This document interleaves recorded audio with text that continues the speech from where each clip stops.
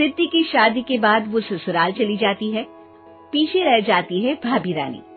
सिद्धि के ससुराल जाते ही भाभी कहती है, अरे वाह जी वाह, सारे कपड़े मेरे। हाय रे पैंट, अरे वाह वाह, मजा आ जाएगा। अरे ये सिद्धि की अलमारी के सामने खड़े होकर क्या बड़बड़ा रही है? जाकर देख मेहमानों को विदाई की मिठाई मिली कि नहीं। अब हाँ माँ जी, क्यों नहीं, लेकिन पहले कपड़े तो बदल लूं। अब रानी आ जाती है सिद्धि के उन कपड़ों में जो वो ससुराल जाने से पहले घर छोड़ जाती है। अरे रानी, कुछ दिन रुक जाती। अरे ये तो सिद्धि बिटिया को मैंने ही दिया था, बड़ा ही फबता था उस पर, तुझ पर तो कुछ खास नहीं लग रहा। अब वो ना मेरे सारे कपड़े गीले थे तो सोचा पहन लूं। वैसे भी सिद्धि को कौन सा दिन पुराने आउटडेटेड कपड़ों को पहनना है। वैसे भी ये सूट तो मैंने तभी पहना था, वैसे खास है भी नहीं ये। हाँ ठीक है, लेकिन ना मेरी सिद्धि पर तो जमता था। सारे मेहमान चले जाते हैं और सिद्धि ससुराल से मायके पहली बार आती है। अपना घर, अपना कमरा, अपनी अलमारी। ये बोलकर जैसे ही सिद्धि अलमारी खोलती है तो सामने उसके कपड़ों की जगह कुछ और ही रखा होता है। माँ, ओ माँ, जरा कमरे में तो आना। सास और रानी वहां पहुंच जाते हैं। रानी ने पहनी होती है सिद्धि की जींस और टी शर्ट। अरे भाभी, ये क्या? ये तो मेरी बड़ी ही महंगी टी शर्ट है, इसे आपने घर में क्यों पहनी है? अरे बहुत मिलती है दीदी ये चौक की मार्केट में, 150 में।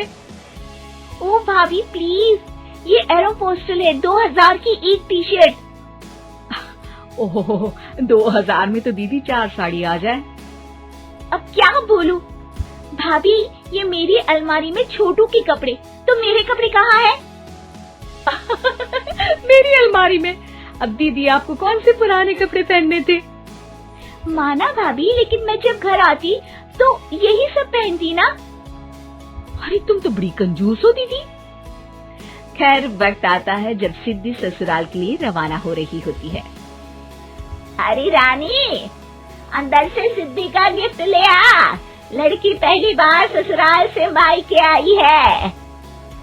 रानी अंदर जाती है और एक सिंपल सी साड़ी लेकर बाहर आ जाती है। ये लीजिए माँ जी। सास बेटी को गिफ्ट देकर ससुराल भेजती है।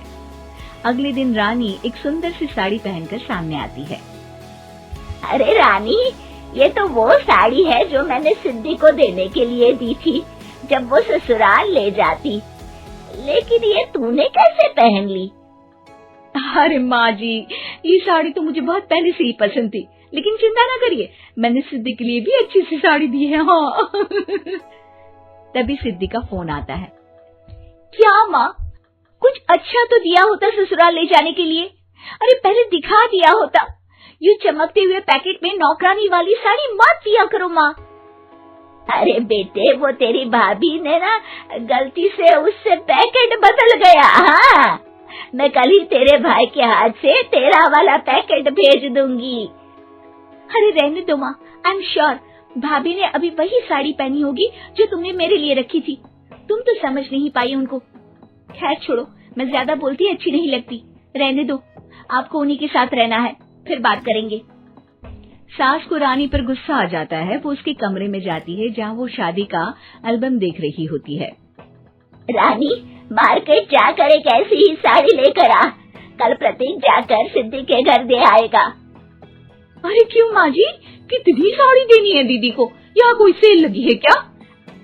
अरे चुप कर, मेरे बेटी के हिस्से की साड़ी खुद पहन ली, अब ज्यादा ज्ञान बांट रही है।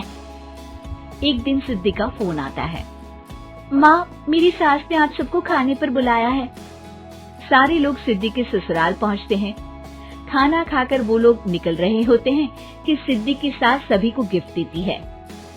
अरे बहन जी, बेटी के घर का खाना खा लिया, यही बहुत है जो आप ऊपर से गिफ्ट भी दे रही है। अरे बहन जी, आप भी कहाँ इन बातों पर विश्वास कर रही हैं। सास सभी को गिफ्ट देती है, लेकिन रानी को जो साड़ी देती है वो अजीब सी हरे रंग की लाल रंग की बड़ी छाप वाली होती है। अरे छी, ये कौन पहनेगा? सासू माँ को तो जरी वाली इतनी सुंदर और मेरे लिए ये नौकरानी वाली। अरे भाभी, दरअसल मैं जब भी घर आती थी आप वापसी में ऐसी ही साड़ी देती थी ना, तो माँ ने सोचा कि आपको आपकी पसंद की ही साड़ी क्यों ना दी जाए। बेचारी रानी, बोलती भी तो क्या। सिद्धि और सास रानी का चेहरा देखकर हंसने लगती है, तो रानी समझ जाती है कि अपने ही बिछाए जाल में वो फंस चुकी है।